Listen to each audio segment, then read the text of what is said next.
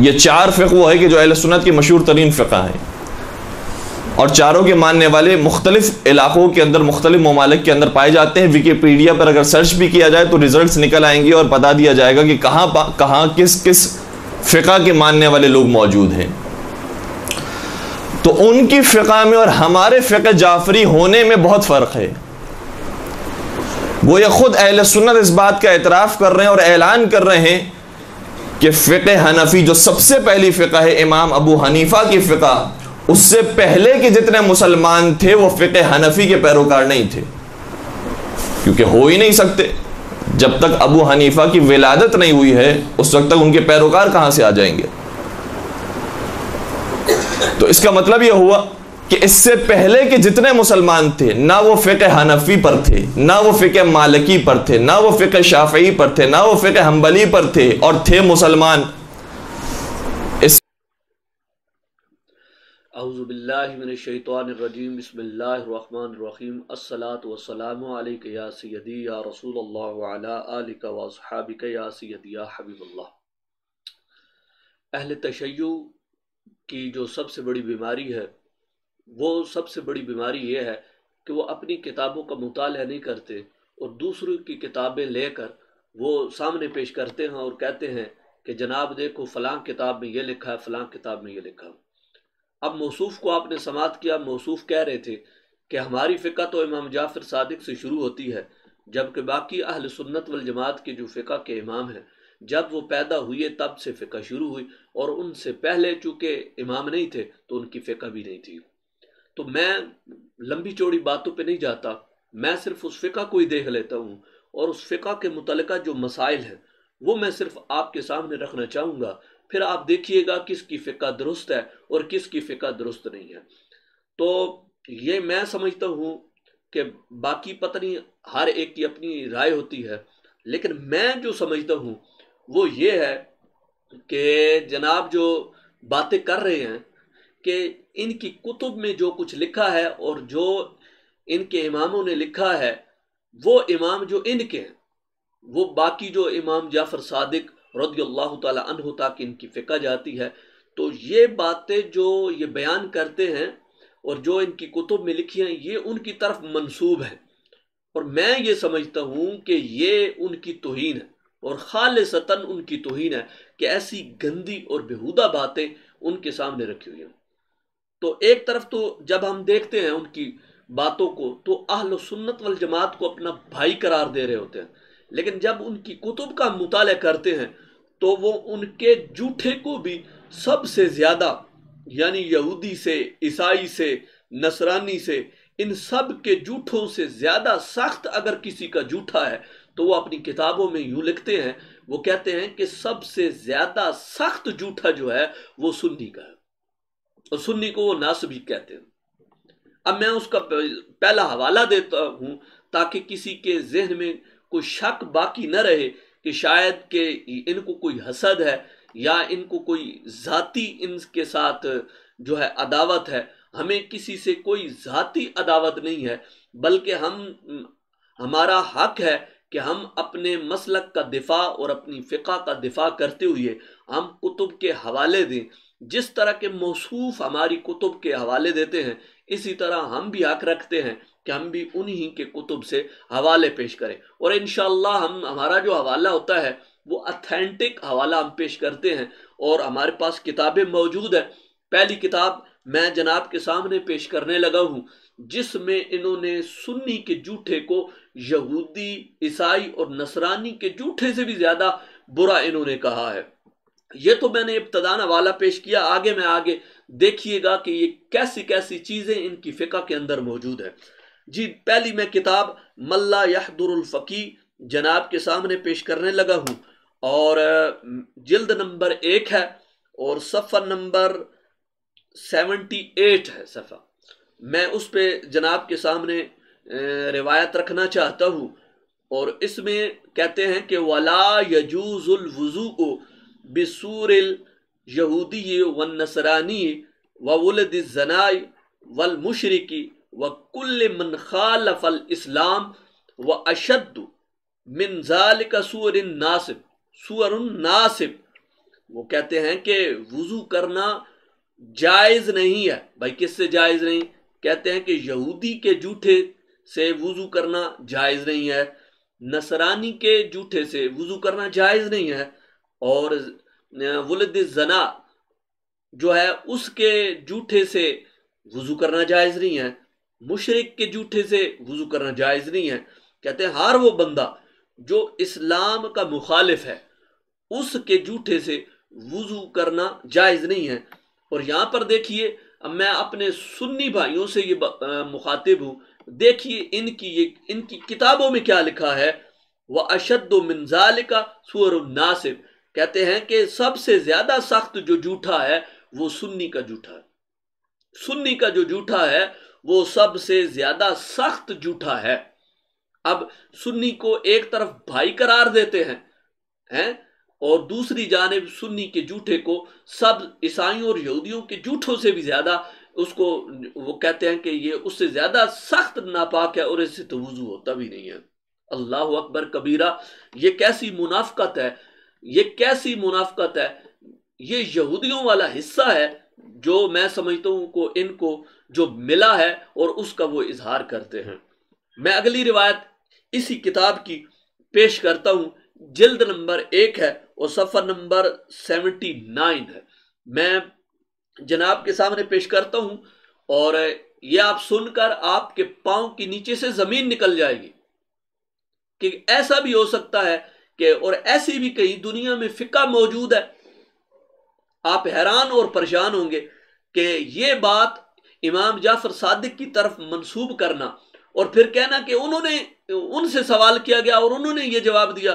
لا حول ولا قوت الا باللہ. ان پاک اور عظیم ہستیوں کی یہ گستاخی ہے، یہ ان کی شان میں توہین ہے کہ اس طرح کی گندی اور اس طرح کی جو یہ باتیں جو ہیں ان کی طرف منسوب کرنا. وَسُئِلَ الصَّادِقُ، امام جعفر صادق سے سوال کیا گیا، عن جلد الخنزیر، خنزیر کی جلد کے بارے میں. وہ خنزیر کی جلد یجعل دلوا یستقی بہ الماء، کہ ایسا ڈول جو خنزیر کی جلد سے بنایا گیا ہو اس میں سے اگر کوئی بندہ پانی پی لے تو فقال، کہتے ہیں لا بأس بہ، اس میں کوئی حرج والی بات نہیں. حالانکہ خنزیر جو ہے یہ حرام قطعی ہے.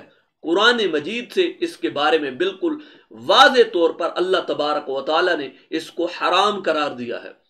اور یہ ایسی چیز ہے کہ جس کا ہر شے خنزیر کی بالوں تک ہر شے جو ہے اس کی بالکل حرام ہے اور ناجائز ہے.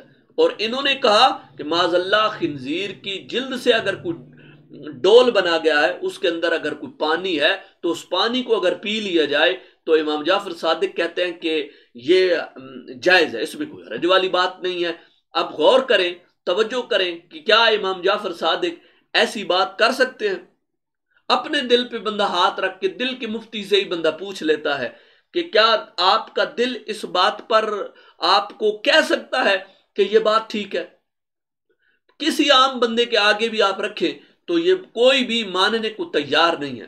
میں اسی کتاب کا ایک اور حوالہ پیش کر دیتا ہوں اور جلد نمبر 1 ہے اور صفحہ نمبر 113 ہے. تو یہاں پر بھی سنیں گے تو آپ کانوں کو ہاتھ لگائیں گے کہ یہ کیسے جو ہے واہیات بندے ہیں اور کیسی یہ باتیں کرتے ہیں. وسال حنان بن سدیر ابا عبداللہ، تو سوال کیا حنین بن سدیر نے ابو جعفر صادق سے، ابو عبداللہ سے. تو فقال انی ربما بلت فلا اقدر علی الماء.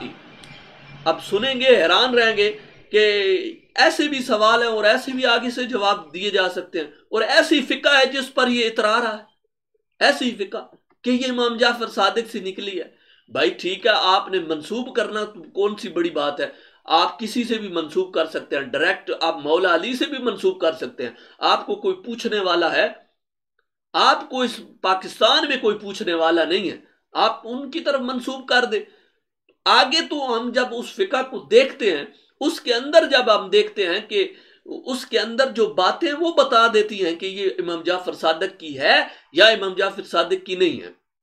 دیکھیے وہ کہتے ہیں سوال کیا انہوں نے ہیں ابو عبداللہ سے اور پوچھا کہ مجھے کبھی جب کبھی میں پیشاب کرتا ہوں، رفع حاجت کرتا ہوں، تو کہتے ہیں کہ فلا اقدر علی الماء، پانی پر میں جب قادر نہیں ہوتا، پانی میں نہیں پاتا، تو ویشتد ذلک علی، یہ مجھ پر ذرا گراں گزرتا ہے۔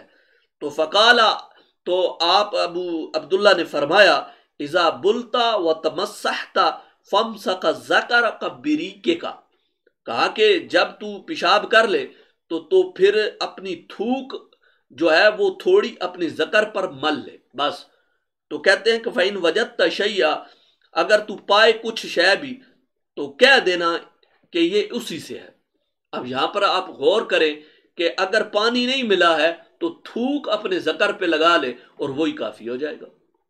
یہ بھی کوئی استنجے کا طریقہ ہے؟ اس سے بھی کیا کراہت دور ہو سکتی ہے؟ کیا اس سے بھی بندے کے دل کو اطمینان حاصل ہو سکتا ہے؟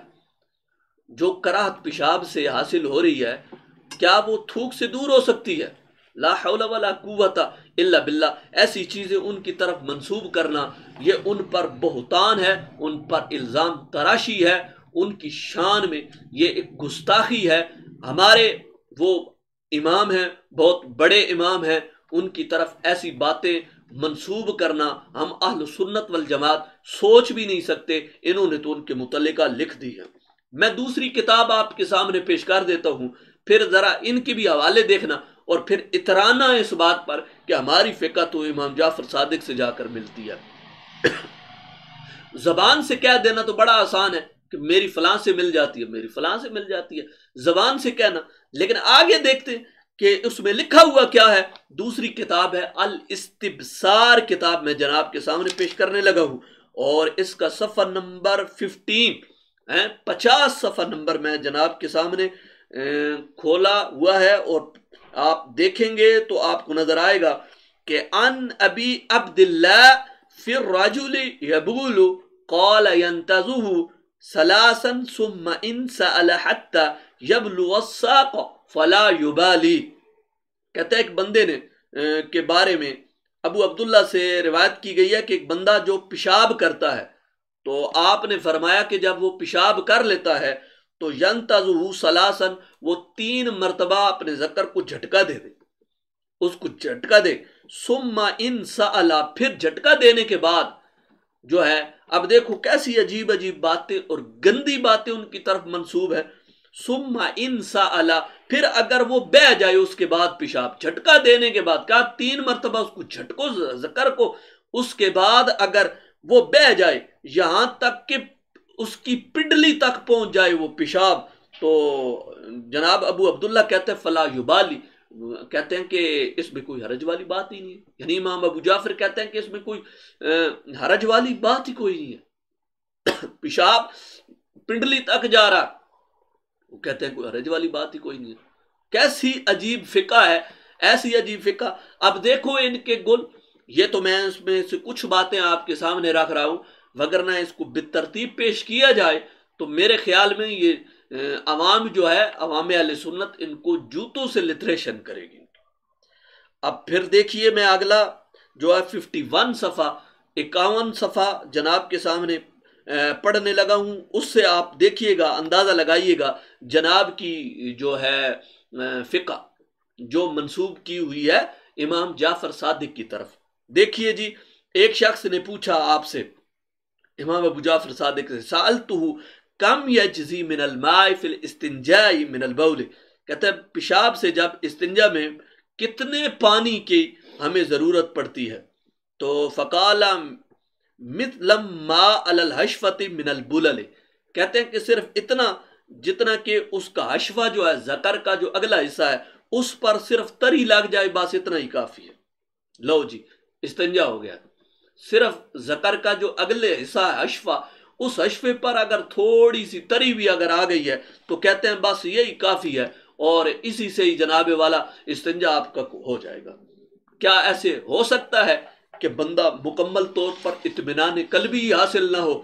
تو کوئی بھی ایسا ہو، چاہے اہل تشیع میں سے ہو، کوئی ایسا بندہ ہو، وہ بھی ایسا میرے خیال میں نہیں سوچے گا کہ بندے نے استنجا کرنا ہے اور اگر ذکر پہ تھوڑی سی تری نما اس پہ بس لگ جائے اور پھر استنجا ہو جائے، ایسا تو نہیں ہو سکتا۔ اچھا جی، جناب کے سامنے اب تیسری کتاب کا حوالہ پیش کرتا ہوں، تہذیب الاحکام۔ یہ کتاب ان کی اتھینٹک کتابوں میں شمار کی جاتی ہے۔ اب میں جناب کے سامنے جو ہے جلد نمبر 1 اور صفحہ نمبر 67 میں پیش کر رہا ہوں، اور اس پہ آپ سنیں گے تو کانوں کو ہاتھ لگائیں گے کہ کیسے گھٹیا اور واہیات قسم کی باتیں جو ہے اماموں کی طرف منسوب کرتے ہیں، ان کو شرم نہیں آتی۔ ان ابی جعفر علیہ السلام، حضرت ابو جعفر علیہ السلام سے روایت، کہتے قال قلت، میں نے پوچھا، کہتے الحائض والجنوب، حائضہ اور جنوبی جو ہے، جنوبی جسے احتلام ہو جاتا ہے وہ آدمی، اور جو حائضہ عورت ہے، یقرآن شیئن، کہ قرآن میں سے کچھ پڑھ سکتی ہے؟ تو کالا نام ماشا، جتنا چاہے وہ پڑھ سکتی ہے۔ جی، حائضہ بھی قرآن پڑھ سکتی ہے اور جنوبی بھی قرآن پڑھ سکتا ہے۔ لا حول ولا قوت الا باللہ العلی العظیم۔ کیسی عجیب بات اور گھٹیا بات۔ وہ میں اس کا ایک حوالہ اور بھی آپ کو پیش کر دوں تاکہ بات بالکل صاف ستھری ہو جائے اور واضح ہو جائے۔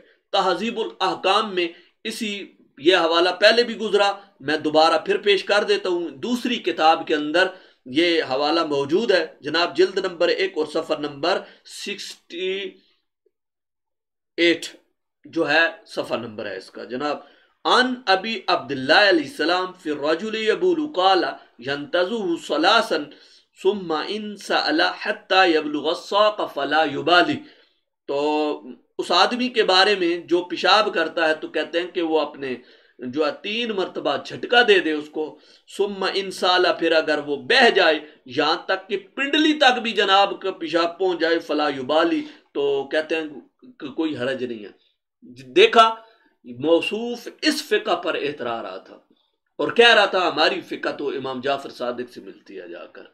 اب آپ نے حوالے سنے، اب آپ کو اندازہ ہونا چاہیے کہ یہ جو باتیں ہیں ان کی طرف منسوب ہیں، بندے کا دل گواہی دیتا ہے، بندے کا ذہن ان باتوں کو تسلیم نہیں کرتا کہ ایسی باتیں جو ان کی طرف منسوب ہیں، کیا آیا کہ وہ ایسی باتیں کر سکتے ہیں؟ کیا وہ ایسا کیسے کہہ سکتے ہیں کہ ایک جنوبی اور حائضہ عورت جو ہے وہ قرآن کو پڑھ لے اور وہ کہ آگے سے جواب دے ہاں پڑھ لے، کوئی حرج والی بات ہی کوئی نہیں ہے؟ ایسا کیسے ہو سکتا ہے؟ اللہ معاف فرمائے ان ظالموں سے، اللہ معاف فرمائے اس نقلی تعلیم سے، اللہ معاف فرمائے ان کے جو بہتان اور الزام تراشیاں ہماری بزرگوں، ہمارے ائمہ حضرات، امام جعفر صادق، ان کی طرف جو یہ کرتے رہتے ہیں۔ اللہ تعالیٰ جو ہے ان کو ہدایت عطا فرمائے۔ ہم اللہ سے دعا ہی کر سکتے ہیں۔ ملک پاکستان میں امن کو ایک بہت بڑا خطرہ ہے، اللہ پاک ان کے ناپاک عزائم ان کو نیست و نابود فرمائے اور عوام پر آشکار فرمائے کہ یہ لوگ ملک اور اسلام کے یہ دشمن ہیں، یہ ان کے حامی نہیں ہیں۔ وآخر دعوانا الحمدللہ رب العالمین۔